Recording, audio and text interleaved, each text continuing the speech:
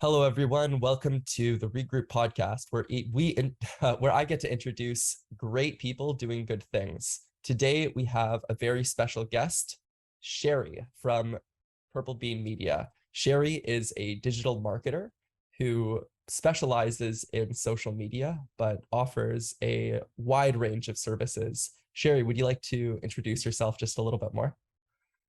Sure.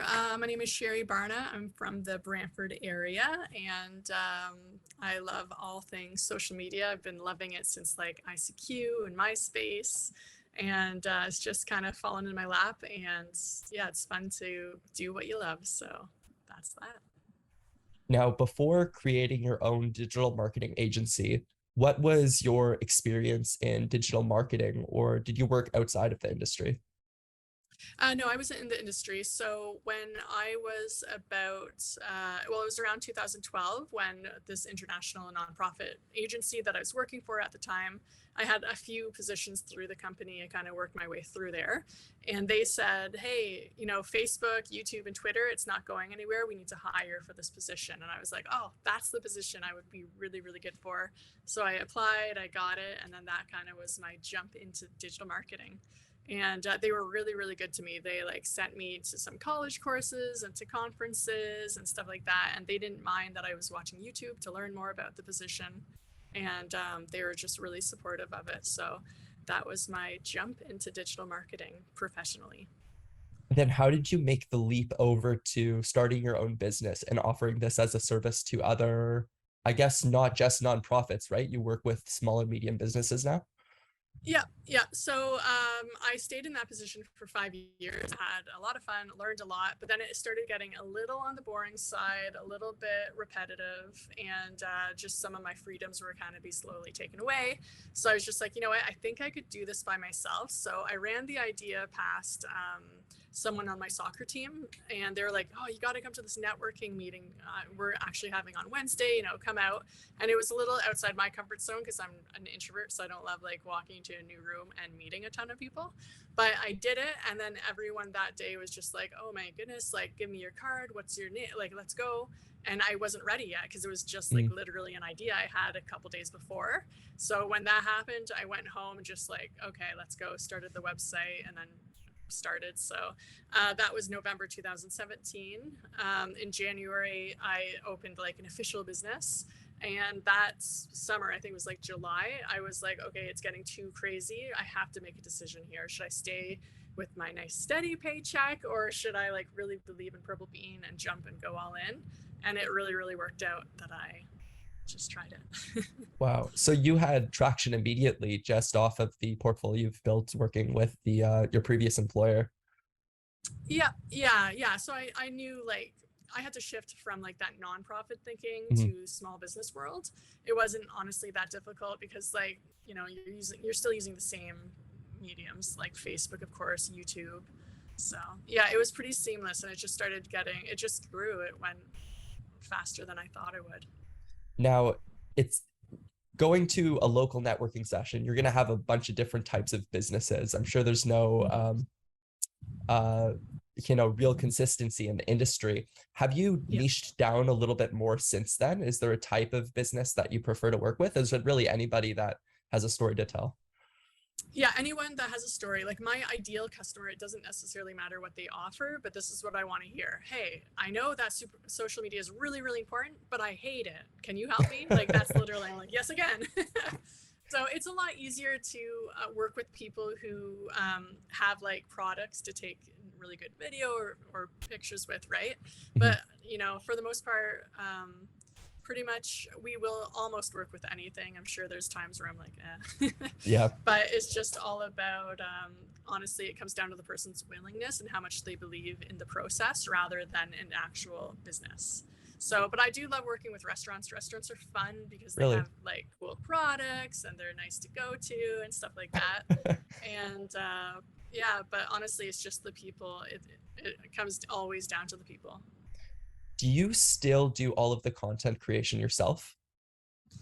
No. So I started hiring probably 2 years ago. I started hiring because I just came to a point where I was stuck. It's like, oh, I can't take on anybody else if Yeah. I'm the one doing all the work. So I hired a couple of contract people, and as that grew, I ended up hiring someone to be in office with me, just so I could do stuff that's like needle moving for the business. So like, I want to go to the networking events because I want to meet people. I want to be working on my business, not necessarily in my business, as they say. So it was more of a leap to hand that off to people. And once I did, I was just like, okay, now I can really like double down. And it kind of like also put a little bit of weight on my shoulders because at first it was all fun in the sun. But when I actually had someone on my payroll, Yeah. it became less fun. Like it was like, oh my gosh, like I have to worry about me and now I have to worry about these people. Like, so it changed that way too. But yeah, I started hiring that out a long time ago just because there's only so many hours in the day. Like I can't be everywhere and all things to all people.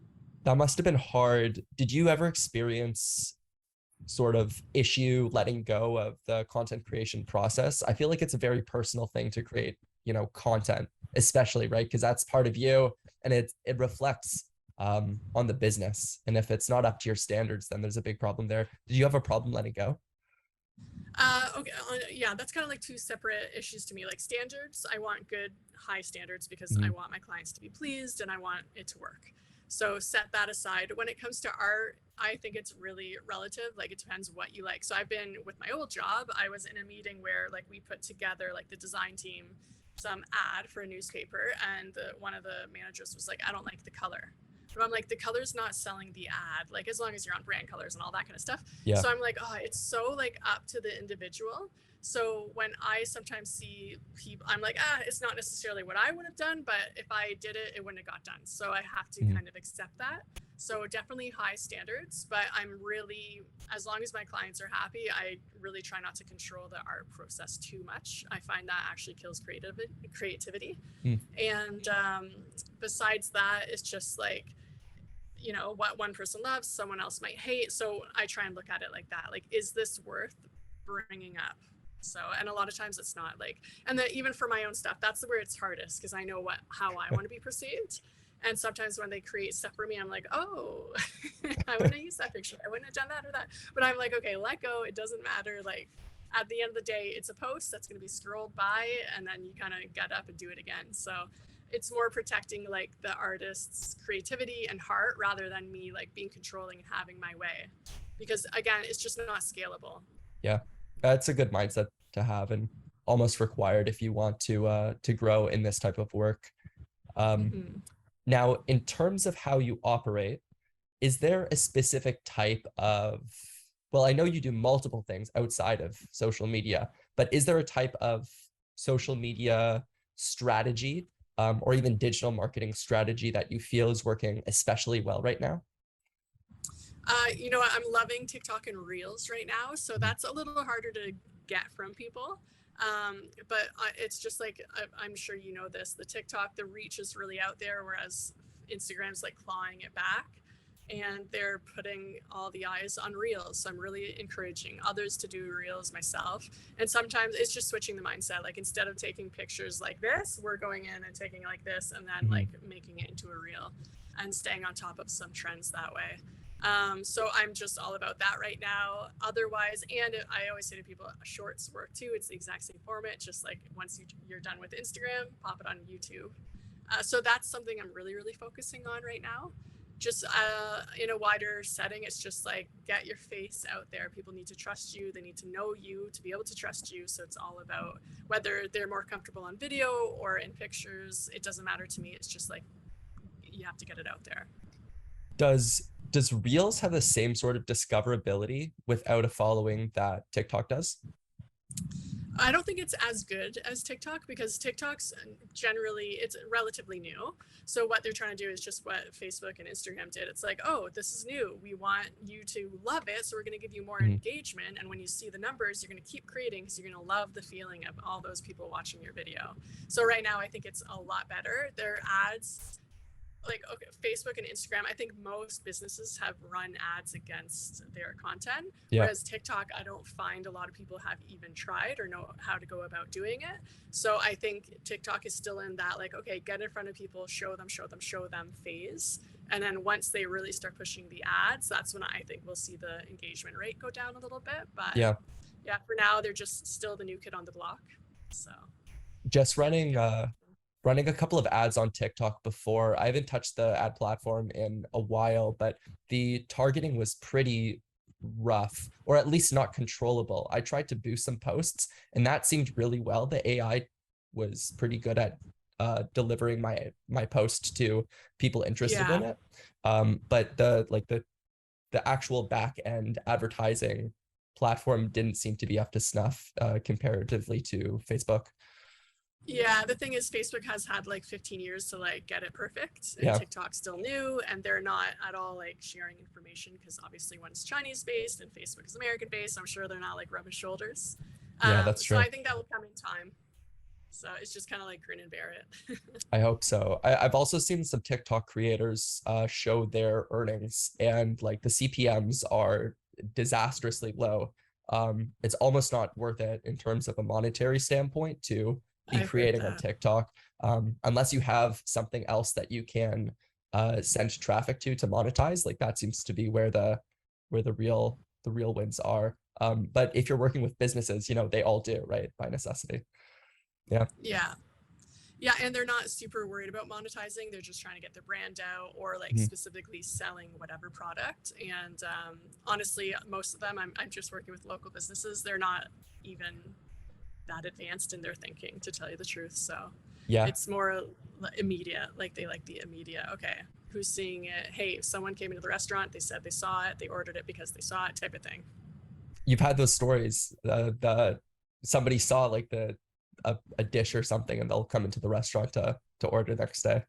Yeah, yeah, totally. I love when people are like, "Hey, I saw you on Instagram," because then they'll like they don't always, but sometimes the Mhm. business owner will be like, "Hey, I had a client in today, and for a massage, she said like she saw that we also offer and or whatever Mm. the secondary thing is, and they didn't know, so it was great that you put it up." So, and secretaries are like my best friends or receptionists, I should say, because I was working with the one naturopath, and it was the receptionist that was fielding the calls. So like, although he's the boss, he's the one paying me, it was her Mhm. being like, "Hey, this is making a difference because all of a sudden we're getting a lot more calls than we were last week." Yeah, So yeah, that's important too.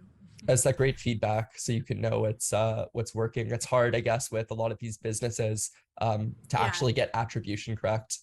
Uh, I know, because like people, of course, like they have more than one thing going on. Like if I personally love it. Like this is selfish, but when I'm the only avenue, I'm like, sweet. Then you can literally say, hey, here's the day you started. Here's the change. Perfect. yeah, But when they have billboards and when they like have a really good email campaign, or they have an amazing receptionist who just like draws people in and gets them connected, like, so it's sometimes really hard to say. That's the beauty of like, hey, no, we see online like your click-through rate is here and your phone calls are over here, like when it comes to Google and Google ads. So yeah, the proof in the pudding is like the best, of course, but a lot of times it's just soft. It's like, yeah, it's out there, you're building your brand slowly, hopefully people will start thinking of you and then come through the doors.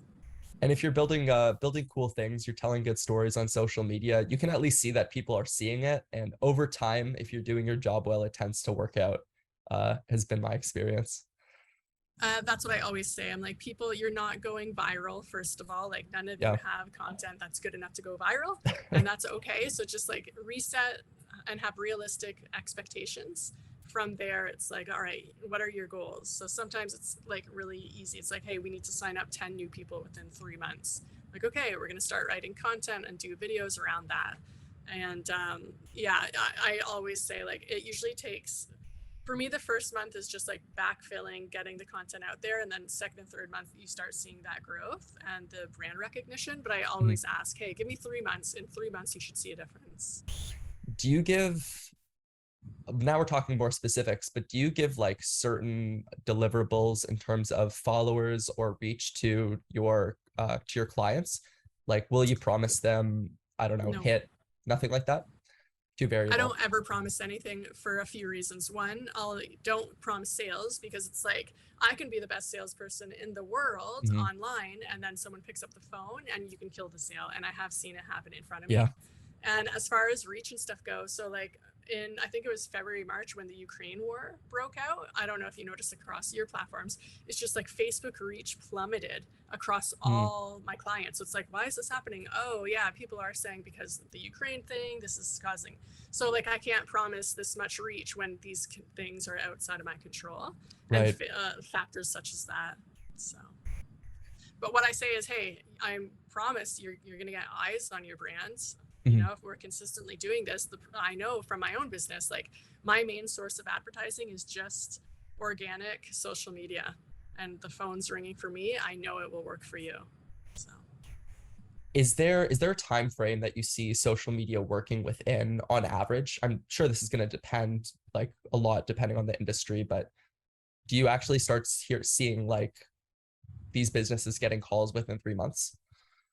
Yeah, within 3 months, I often see a difference. Now, when I don't, there was one customer I can think of off the top of my head. I didn't want to take her because she sold pillowcases. And I'm like, I don't Oh know, man. no. Like pillowcases, that's a hard sell. Yeah. And she didn't have them. It was like drops. So it's not even like I could set Uh up like a really cool photo shoot or anything. It was like more of a drop shipping situation. So I was like, I don't feel comfortable taking you as a client because I don't think it's going to work, to tell you the truth. She's like, no, I really want you. Just do it. Who cares? Don't worry about it. I'm like, okay. So first month went by. It was so like making the content was hard. The numbers were horrible. So the 30 days is up and we do like a little review report. I was like, listen, this isn't working. Obviously, I can't do this anymore. I feel like I'm stealing from you. Please, like, I can't. No. She insisted. She said, you said 3 months. wow. I heard your talk the other day. You said 3 months. I'm like, normally, yes, but I'm telling you, like, it's like you're throwing away money. So anyway, I did it. The second month happened. Horrible results. I'm like, lady, please release me from this. Like, it's not working. I just feel horrible. She's like, no, one more month. Who cares? One more month. And one more month came. I think she had one sale the whole time. I knew it right away. I knew Yeah. it was going to happen. That's why I didn't want to take her. So I try not to take things that I don't think will work, just because I don't want people to be like, it's a scam, you know? And Yeah. that always sticks out in my head. She was really funny. She was really gracious about it. She's like, well, hey, all we can say is we gave it a shot. But I was like, I'm just going to like, I can't even cash the last check. Like, we're doing the work and it's not working, and that's okay. Like, stop. Yeah, that's rough. Drop shipping type of products Yeah. without any differentiation at all. Like when you're selling a commodity like that, it doesn't matter how good the social posts are. It, it was hard. Um, okay, so you mentioned just there that they were drop shipping products. You didn't even have like a physical one to play with. Yeah. Do you normally go on site to a client's location and take, photos and videos, or do you get them to take the photos and videos? What's the mix up there? Yeah, it depends on the person and how much they're willing to give. Like, I have some clients who really love to be involved in the process and they love to be in front of the camera and they'll send the pictures. And I have other people who they just simply won't. So I used to be like, well, that's your fault. But like, you got to send me stuff. We don't have anything. But then I was like, you know what? That's a bad attitude. This is crappy social media. Just go out there. So once a Mhm. month, whether it's me or someone from my team will go. And some people just can't take a good picture. I don't know what it is. Like, these phones are amazing and they just cannot do it. Once I recognize that, it's like, okay, we're going to have people, we're coming, over here, over there. So usually once a month, I try and get to like a job site. So. Has it been difficult for you to convince clients to start recording in video? How's that process been? Yeah, it's really difficult if they have to record themselves. They Mm, really hate the idea of being on camera. And when that happens, I'm like, then don't. Let's figure out something around it. If they have a budget for like an animated video, perfect. mhm. If they don't, and they have the products, then that's what we're doing. I personally, I love when people are in front of the camera, but a lot of people don't want to. They're too scared or whatever the reason is. And when that happens, it's like, okay, we have to pivot to work around the comfort of the client. Because like here's my ideal like Rolls Royce plan, and if they're unwilling to take the picture, it's dead. So it's like, okay, Yeah. tell me truthfully what you're actually going to do, And that conversation is really important. Just be honest. If you honestly think you'll never send me a picture, you hate the idea of getting in front of the camera, let me know. We are going to work around that somehow.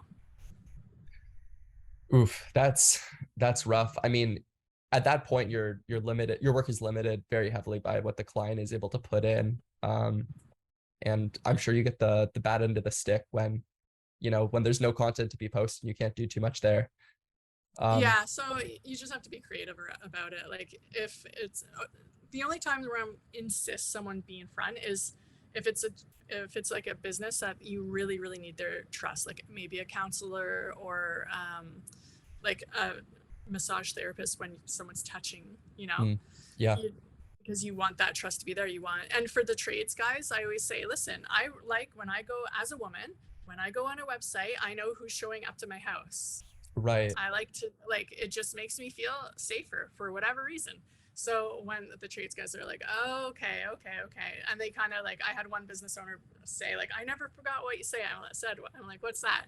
He's like that you want a man to show up like with a clothing, like proper, like whatever with the business on their chest. Yeah. And you want to know who's coming ahead of time. It makes you feel safe. And he's like, as soon as you said that, he started kind of looking around at people he was servicing, and he's like, yeah, this is weird, like you're just inviting men into your house and you have little kids here, like, so that's when I say build trust, a lot of it is get your face in front of the camera, and not all the time, like, and if you're really really bad on camera, like maybe it wouldn't work, but just once in a while let people see you, that's all.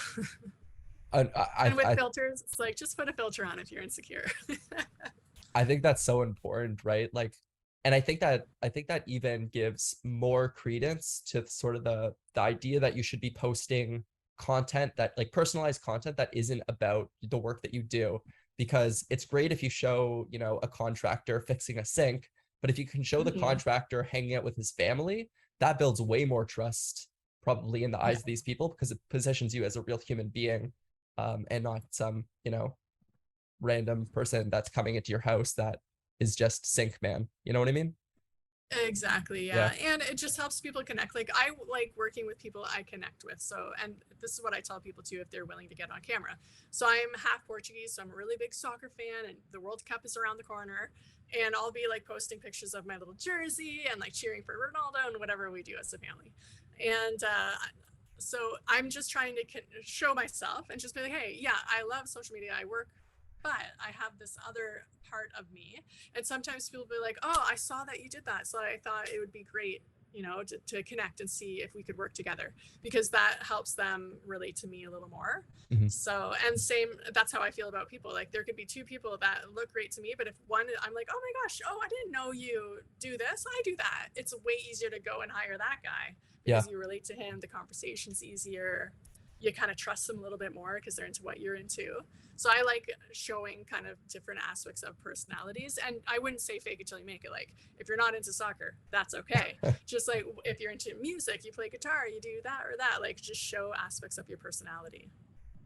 Do you have a philosophy on frequency? I know there's sort of two crowds right now, which is the super high quality produced guys, and then the post everything that you can possibly get your hands on, post 200 times a day across every platform you can find. What's sort of your idea there?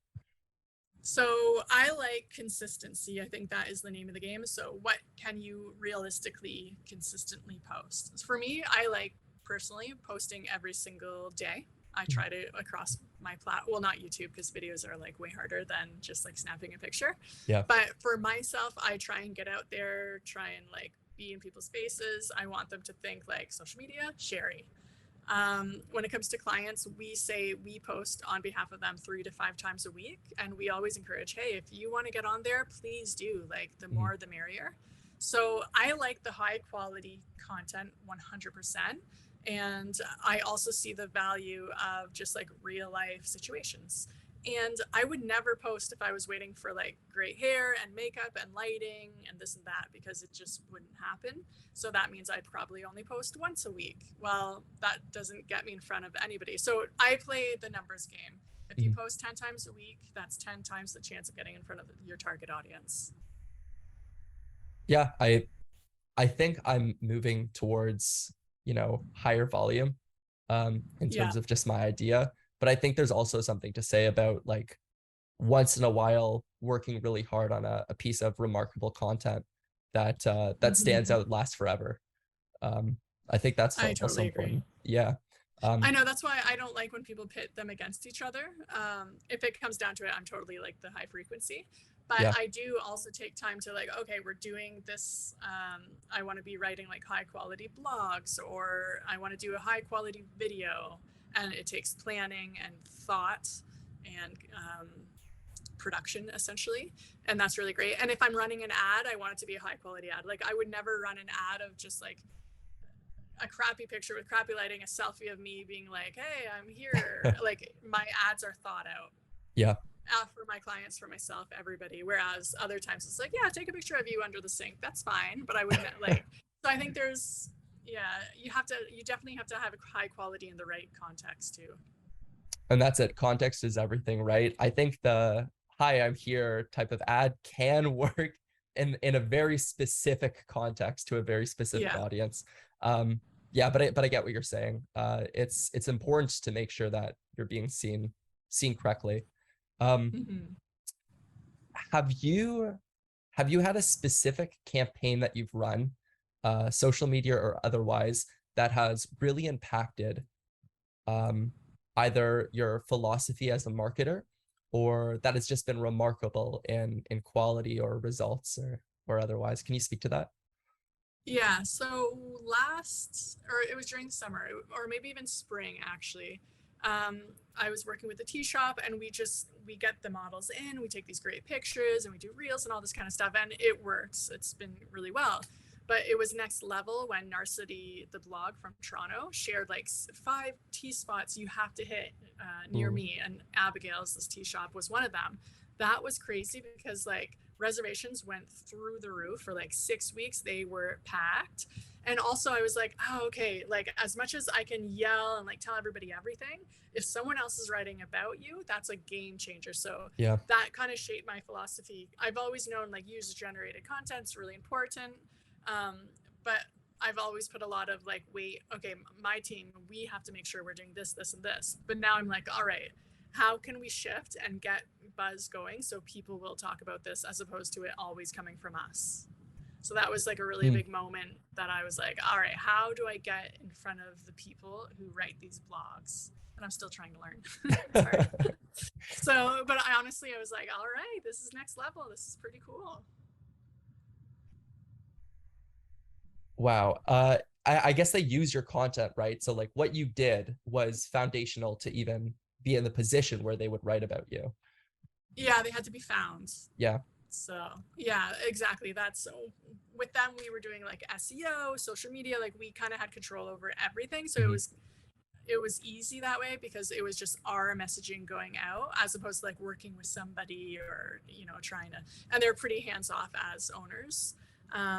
Yeah, otherwise it's just like you need to be found. No one will buy you if you can't be found. And that's what I tell everybody. Social media is there to show people that you exist. You have the answer they're looking for. And if you can't be found, you could have the best product in the world, but it doesn't matter because no one's going to call you. I don't know if you've figured out the secret hack yet, but have you found a consistent way to get featured on these big blog posts, or No, have you? nothing yet? I haven't yet. No, me neither. My guess is a mix of like cold email and a fat bribery check. I know. Hey, whatever works. I'm just like, what can I do here to get in front of these people? So it's like you want to be hashtagging what they're hashtagging. Yeah. So when that happened, like about the tea shop, I was like, what else are they writing about? Like, is there any other business I can squeeze into here and try and like reach out or really try and target them? Maybe even tag their pages, messaging them. Yeah, I'm not sure. I wish I knew. Because with the Narcity blogs, it seems like there's not like 10 writers. It just seems like anyone could write. Yeah. That's the tricky part about it. I Like in the past where it's like, okay, this is the reporter. I know who I have to talk to, his people. Yeah. Now it's like, who's in charge here? I don't know. I worked with a restaurant a while ago, and I can't take credit for this, but they got in front of some big travel magazine for the best restaurants in Canada. That Oh, wow. exploded their business. I bet. And they've still been living off of the off of like traffic that's coming like years later, That's just from the amazing. credibility there. So I'm a full believer in the power of this like earned media. Hmm. If you can figure out how to do it consistently, let me know. But I will. I think social media is a big part of that, because their social media was fantastic. And again, I can't take credit because that was all the owner. Yeah, But having like being able to tell your story and having enough trust built up with social media so that somebody will notice you and they'll be able to be exactly. convinced just from looking at your social media presence that you're somebody worth writing about. And I think especially with restaurants, it's hard to convey the value of the restaurant without actually going there and tasting the food. And the second best sort of solution to that is showing the products, and hopefully they taste as good as they look. Yeah, yeah, it's definitely all about how does the food look. So with them, I'm always like, invest in a photographer. I don't say that to everybody because I Mm, get it, but with restaurants, I'm like, it is worth calling a photographer even like once every season, getting great pictures and of people enjoying the food. So one weird thing I have noticed with I don't know if it's small business owners or what, they'll be like, hey you guys, we want to come and take pictures. They're like, okay, come at this time, perfect, and it's like an empty patio. We're like, uh, oh, it's empty, like no one's smiling, no one's here enjoying the food, we're here at like a closed or awful time. They're like, yeah, we thought it'd be easier for you to take pictures. But I'm like, yeah, but you want people to look at people in the pictures and be like, oh, that looks like a cool, everyone's having fun. That's a cool vibe. I want to be there. So yeah. I always like kind of laugh at that when I'm always like, okay, get people. I don't care if you have to offer free meals and get, as long as they're okay with being in the pictures, we need people. Uh, yeah, I mean, I couldn't agree more. There's nothing sadder than an empty restaurant. Yeah, Um, I know. and if that's what you want to like post on your social media and set in stone forever, is that you're that restaurant that can't even find a single person to take a photo of, that's not a winning strategy in my book. No, not at all.